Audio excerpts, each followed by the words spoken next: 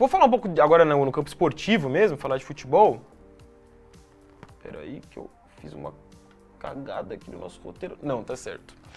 Falar da Libertadores ontem, então, a gente acabou de mostrar a imagem do Paulinho, né, que comemorou ali os seus gols, dedicou sua vitória ao Vinícius Júnior. O Atlético Mineiro ganhou do Atlético Paranaense ontem de virada no confronto brasileiro pela Libertadores, ganhou por 2-1.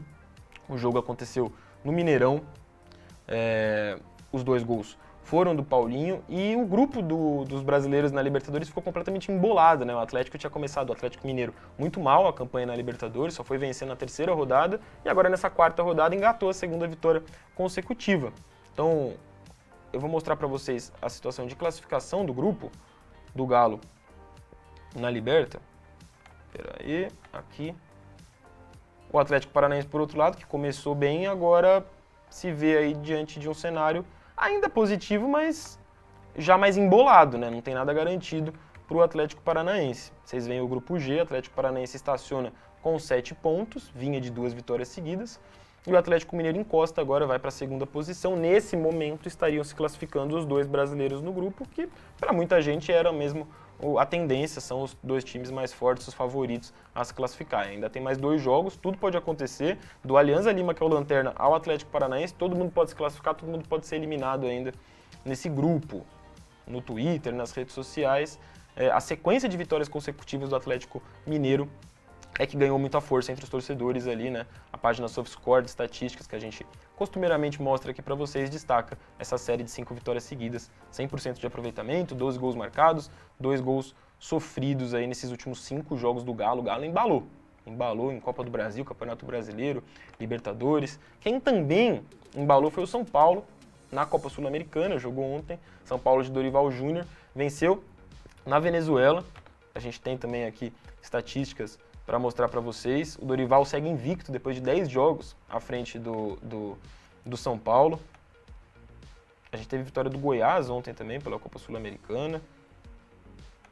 O América Mineiro, que a gente mostrou que fez a homenagem, perdeu para o Defensa e Justiça. O América já está numa situação mais complicada em seu grupo no Sul-Americano. O Goiás assumiu a liderança do grupo. E o São Paulo já era líder, ficou mais líder ainda também, encaminhou classificação para a próxima fase da Sula. Venceu o Puerto Cabello, lá na Venezuela, já tinha vencido os venezuelanos aqui no Brasil, no primeiro turno da fase de grupos. Golaço do Elton Rato de falta, o Alisson fez no finalzinho, vitória por 2-0. E aí, o que repercutiu foi a hashtag Dorival, né?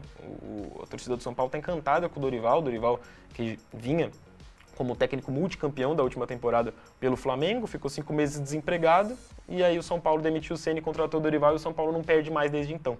São Paulo vem numa sequência de 11 jogos de invencibilidade, 10 desses jogos com o Dorival como técnico. Ele tem 6 vitórias, 4 empates, nenhuma derrota. Defesa está forte também, 4 gols sofridos só, 16 gols marcados. São Paulo vem subindo na classificação do Campeonato Brasileiro, como a gente falou no programa de segunda-feira, e vai também encaminhando classificações, tanto na Copa do Brasil, como agora na Copa Sul-Americana, certo? Uma outra hashtag que não diz respeito aos jogos desse meio de semana, mas sim ao mercado da bola e ao Flamengo, é a hashtag Alan. Alan, volante do Atlético Mineiro, entrou de vez na mira do Flamengo. É uma especulação um tanto quanto antiga, né? Flamengo, Palmeiras, já estavam de olho no Alan há alguns meses, até anos, a gente pode puxar para o ano passado, e agora parece que com o Sampaoli como técnico e a aprovação interna do Sampaoli, há uma expectativa grande de que o Flamengo tente a contratação do Alan para a próxima janela de transferências agora no mês de julho, certo? O São Paulo gostou do nome, lógico, o Alan é muito bom jogador, o São Paulo também ama reforços, né? É até um meme, e a tendência é que o Atlético Mineiro não impeça o negócio, eles vão dificultar no sentido de querer o máximo de grana possível ali na negociação, mas o Atlético não está numa situação financeira tão agradável, então precisa pagar contas, precisa pagar dívidas, e nesse cenário eles entendem que podem fazer grana com o Alan, e aí o Flamengo tem grana, então há sim a possibilidade de uma negociação ser aberta aí nos próximos dias, próximas semanas. Em janeiro, o Palmeiras foi quem tentou a contratação do Alan e esbarrou justamente na pedida do Atlético Mineiro. O Atlético Mineiro topou negociar na época, mas pediu um valor muito alto, o Palmeiras recuou. O Palmeiras tem uma política de contratação diferente do Flamengo nesse sentido, né? Tenta não gastar tanto com as contratações. Luiz Araújo e Rossi, o goleiro Rossi, argentino, são as duas contratações já confirmadas pelo Flamengo de jogadores que chegam nesse meio de ano de julho.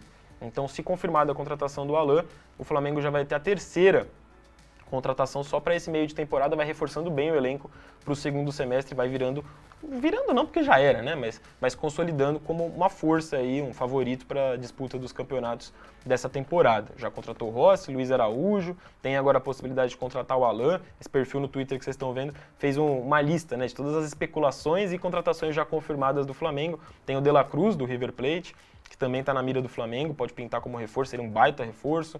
O Arthur, volante da Juventus, que está emprestado para o Liverpool nessa última temporada, né? Não vem de boas temporadas, mas é um jogador que já jogou muita bola, inclusive com a camisa da seleção brasileira, também está no radar do Flamengo. Tem o zagueiro Lucas Veríssimo, do Benfica, o Alex Telles, lateral também de seleção brasileira, Montiel, lateral direito argentino. Então, cara, se tudo der certo dessas especulações do Flamengo, o Flamengo vai montar uma seleção para o próximo semestre, aí, né, nessa próxima janela.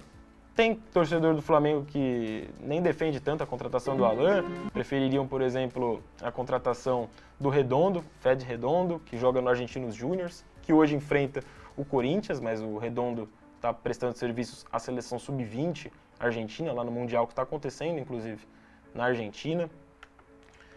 E é sobre Libertadores, aliás, que eu queria passar para vocês os jogos de hoje, né? O Flamengo joga, o Argentinos Júniors recebe o Corinthians.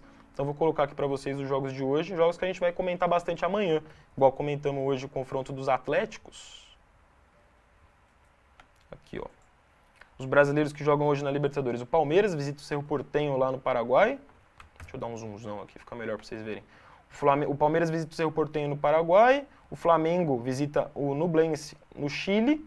E o Corinthians visita o Argentinos Júniors na Argentina. Flamengo e Palmeiras têm situações muito mais tranquilas em seus grupos. O Corinthians faz um jogo de vida ou morte contra o Argentinos Júniors, né? Perdeu os 2 jogos que fez em casa até agora na Libertadores, então vai precisar recuperar esses pontos fora de casa. Amanhã a gente conversa sobre tudo o que aconteceu. Amanhã também tem mais jogos de brasileiros. O Fluminense joga amanhã, o Inter joga amanhã. Então ao longo da semana a gente vai falar bastante aí de Libertadores, certo?